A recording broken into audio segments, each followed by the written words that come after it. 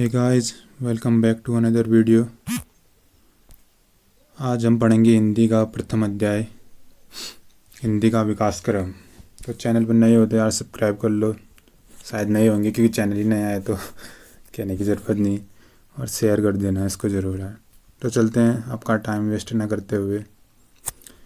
देखिए first point देखिए इसका, हिंदी भाषा का विकास क्रम। पहले आई थी संस्कृत, फिर पाली, फिर प्राकृत, अपभ्रंश हिंदी। हिंदी की आदि जननी कहा जाता है संस्कृत को। आज हम पढ़ेंगे सिर्फ वन लाइनर,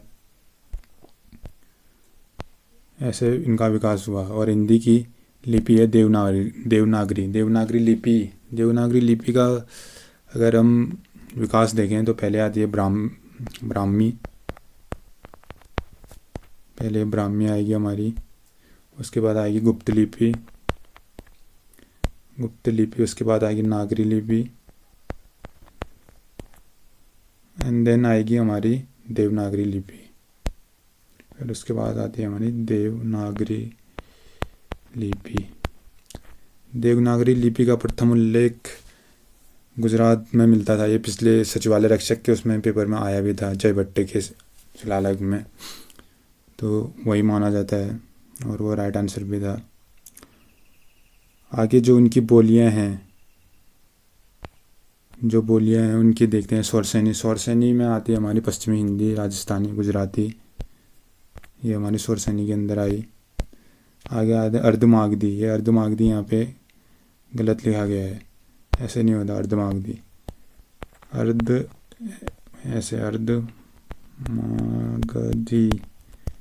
ये लिखा जाता है अर्धमागधी। हिंदी पढ़ रहे हो तो अशुद्धियाँ देखनी चाहिए आपने। अर्धमागधी के अंदर आती है पूर्वी हिंदी, मगही, बिहारी, उड़िया, बांग्ला, असमिया।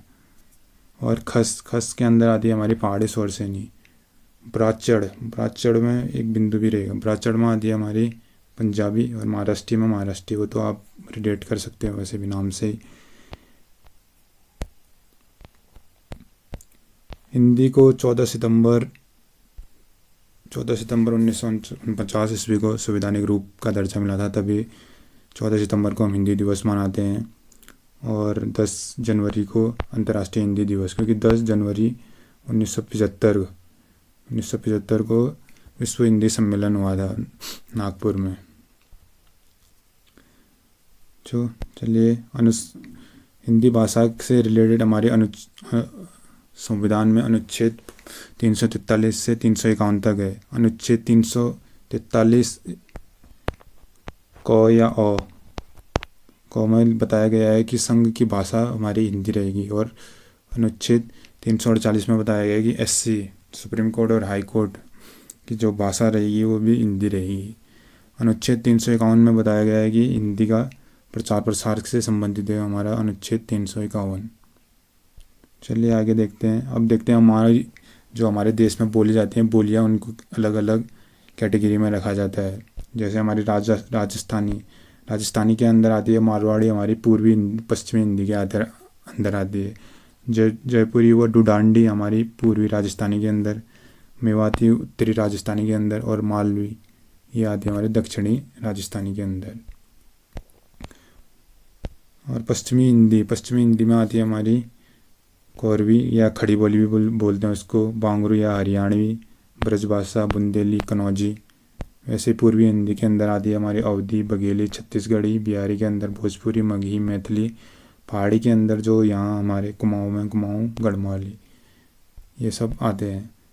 प्रथम विश्व सम्मेलन,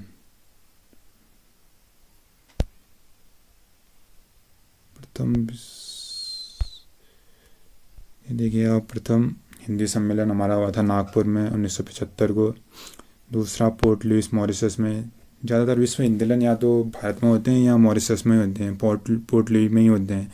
जो 11वां विश्व हिंदी सम्मेलन हुआ था वो भी यही 18 अगस्त 2018 को हुआ था। ये हमारे भारत में ही हुआ था। ये भी भारत और उसमें ज़्यादा रहते हैं, ये मॉरिशस पे ज़्यादा रहते हैं।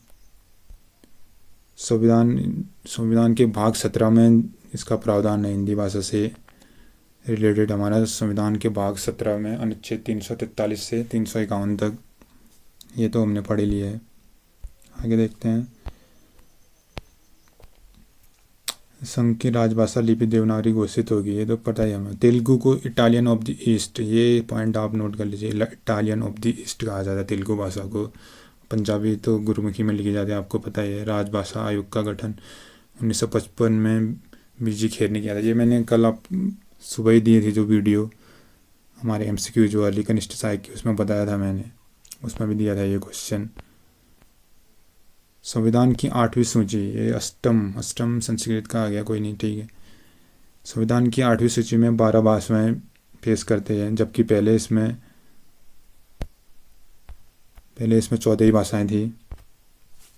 भारत के प्रथम राष्ट्रकवि मैथिली शरण गुप्त को आधुनिक युग का तुलसी भी कहा जाता है। हिंदी विषय पर प्रथम पुरस्कार पाने वाले व्यक्ति सुमित्रानंद पंत, कौसानी अल्मोड़ा से, जन्म हुआ था 1900 में।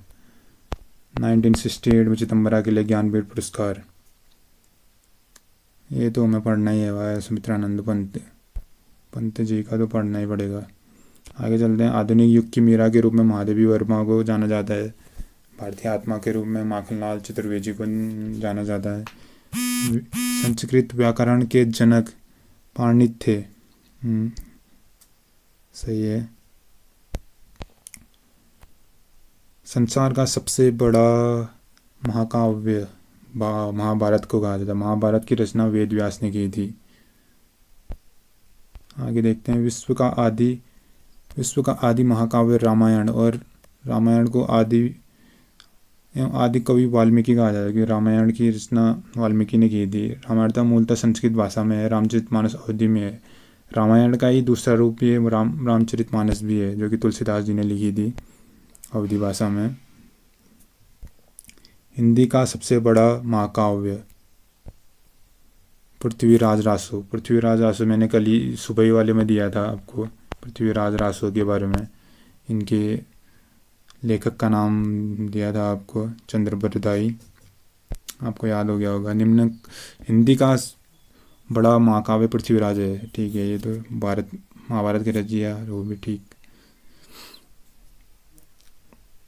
सुमित्रानंद पंत को सुकुमार भी कहा जाता है, ये भी नोट कर लीजिए आप। विश्व की सबसे प्राचीन भाषा सुमेरियन है। आधुनिक भाषा शिक्षा के जन्मदाता चार्ल्स ग्रांड। भारत में आधुनिक शिक्षा के जन्मदाता चार्ल्स ग्रांड को कहा जाता है। भारत में आइंस्टाइन, नागार्जुन को बिल्कुल, और कलम का सिपाही मुंशी प्रेमचंद को कहा जाता है। हिंदू आशुलिपि के जन्मदाता राधे लाल, ये मैंने कल सुबह वाले में दिया था आपको, इसका भी राधे लाल द्विवेदी हैं हिंदी आशुलिपि के जन्मदाता, और प्रथम हिंदू विधि निर्माता है हमारे मनु। देश का प्रथम विश्वविद्यालय नालंदा विश्वविद्यालय, जिसकी स्थापना गुप्त शासक कुमार गुप्त ने 450 ईस्वी विक्रम ईस्वी में की थी, और विक्रमशिला विश्वविद्यालय की स्थापना पाल शासक धर्मपाल ने 9वीं शताब्दी में की थी। वेटकिन सिटी ऐसी सिटी है जहाँ पे विश्व की सारी भाषाओं को हमारी मान्यता प्राप्त है। ये वेटकिन सिटी में सभी भाषाओं को मान्यता प्राप्त है। तो ये हमने देखा आज हिंदी भाषा के प्रारंभिक जो अध्याय 1 है, उससे पूछे जाने वाले कुछ जो आयोग पूछने की संभावना रखता है, उससे महत्वपूर्ण क्वेश्चन।